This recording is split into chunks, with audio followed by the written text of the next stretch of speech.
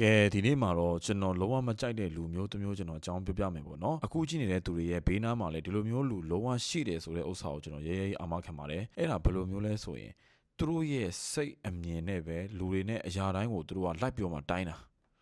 ဟုတ်တယ်နော်အမြင်ဆိုကြတဲ့ကကိုသူတို့ရဲ့ experience နဲ့သူတို့ရဲ့ belief တွေ value တွေအများကြီးပါတယ်ဟုတ်တယ်နော်အဲ့တော့သူတို့ကအဲ့ဒီဟာတွေနဲ့မကိုက်ဘူးဆိုရင်လူတွေကိုလုံးဝအမြင်မတော်ဘူးနော်အဲ့တော့ဟိုဟာဖြစ်တယ်မှာဒီဟာဖြစ်တယ်မှာဆိုပြီးတော့မှလိုက်ပြောနေတဲ့လူတွေမျိုးပေါ့ကျွန်တော်ဥပမာလေးနဲ့ပြောပြမယ်နော်အကယ်၍အဲ့ဒီလူတွေရဲ့အမြင်အုံနောက်ထဲမှာရှိတဲ့ပုံသဏ္ဍာန်ကသူတိကံပဲဆိုပါစို့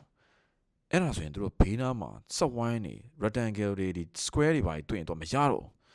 သူအဲ့ဒီစက်ဝိုင်းဆိုရင်လည်းသူတိကံဖြစ်အောင်လှုပ်ချင်တယ်ဒီ4000ဆိုရင်လည်းသူတိကံဖြစ်အောင်လှုပ်ချင်တာအဲ့လိုမဟုတ်ဘူးဆိုရင်သူအနေမအေးဘူးဟလာနေလို့မရဘူးသူက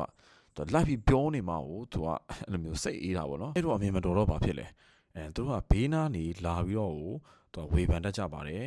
ဒီလိုမျိုးဖြစ်တင်ပါတယ်ဟိုလိုမျိုးဖြစ်တင်ပါတယ်ဆိုပြီးတော့မှပေါ့နော်သူတို့ရဲ့ဒီအတွေးအမြင်ကို projecting လာလုပ်တာမျိုး criticize လာလုပ်တာမျိုးပေါ့နော်အဲ့လိုမျိုးအတန်လေးတွေပေါ့နောက်ထပ်တစ်မျိုးကကြတော့ဘာလဲဆိုရင်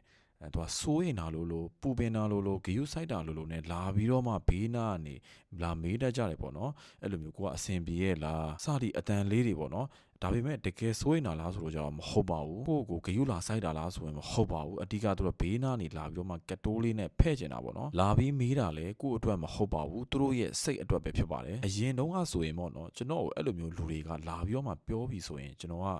အရန် irritated အရန်ဖြစ်ပြီးတော့မှဒေါသကြီးထွက်တယ်အဲ့လိုမျိုးဘာလို့အဲ့လိုလာပြောနေရတာမဆိုပြီးဖြစ်တတ်တယ်ပေါ့နော်ဘာဖြစ်လို့သူတို့ရဲ့အဲ့အမြင်ကြီးနေပဲလာပြီးမှသူများကိုလာပြီးစွတ်ပေးနေရတာလေပေါ့နော်ဒါပေမဲ့နောက်ပိုင်းမှာအဲ့လိုမျိုးလူတွေနဲ့ကျွန်တော်တခါပြန်ကြုံရပြီဆိုရင်အဲ့လိုမျိုးဒေါသထွက်မဲ့အစားဘာဖြစ်လဲဆိုရင်သူတို့ကိုတနာတယ်ပေါ့နော်သူတို့ကိုကြည့်ရတာ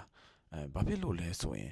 စဉ်းစားကြည့်ဗျာသူတို့လိုမျိုးလိုက်ပြီးလုံနေရတဲ့ဥစ္စာမျိုးကအရန်ပင်ပန်းပါတယ်အထူးသဖြင့်အခုလိုခစ်ကြီးထဲမှာပေါ့နော်သလားအဲ့လိုမျိုးသူတို့ရဲ့အုံနောက်ထဲမှာရှိတဲ့ဘောင်လေးတွေကိုလည်းတကားလေးတွေနည်းနည်းဖွင့်ကြည့်ပါအောင်လို့နော်သူတို့ကသူများတွေကိုအဲ့လိုမျိုးအဆင်မပြေဘူးလို့ထင်ကြတာ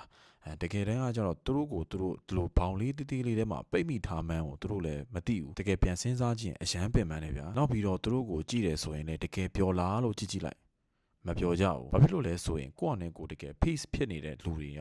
ကျန်တဲ့လူတွေကိုလိုက်ပြီးတော့မှအဲ့လိုဝေဖန်တာတွေပါညာတွေလှုပ်ရှားအကြောင်းကိုမရှိဘူးသူတို့ကတော့သူတို့ကိုဟုတ်လာပြီလို့ထင်နေတာကျန်တဲ့လူတွေကကြတော့အဆင်မပြေဘူးဆိုပြီးကြည်နေပြီးပေါ့နော်ဒါပေမဲ့သူတို့ကကြတော့အဲ့ဒီ3ကန်လေးထဲမှာပဲပိတ်မိနေပြီးတော့ဒီအပြင်မှာဒီစဝိုင်းနေအခြားတံတန်တွေ4000နေရှိလို့ရှိရကောင်းမှန်းလဲသူတို့နားမလဲဘူးတိလည်းမသိဘူးအဲ့ဒီ3ကန်ရဲ့အပြင်မှာလဲဘယ်လောက်ထိမိုက်တဲ့အရာတွေဘယ်လောက်ထိကောင်းတဲ့အရာတွေရှိမယ်လဲဆိုတဲ့ဥစ္စာကိုလဲသူတို့ထိတွေ့ခံစားခွင့်ရမှာလည်းမဟုတ်ဘူးအဲ့ဒီတော့နောက်ဆိုရင်အဲ့လိုမျိုးလူတွေတွေ့တယ်ဆိုရင်ကျွန်တော်ကသူတို့အစားကြည့်ပြီးတော့ပင်ပန်းတယ်ပေါ့နော်အခုကြည့်နေကြတဲ့သူတွေရဲ့ဘေးနားမှာလဲဒီလိုမျိုးလူရှိမှာပါနော်အဲ့တော့အကယ်၍ရှိတယ်ဆိုရင်ဘယ်လိုမျိုးပုံစံလေးလဲဆိုတဲ့ဥစ္စာကိုလဲကျွန်တော် comment မှာတစ်ချက်မျှဝေပေးခဲ့ကြအောင်နော်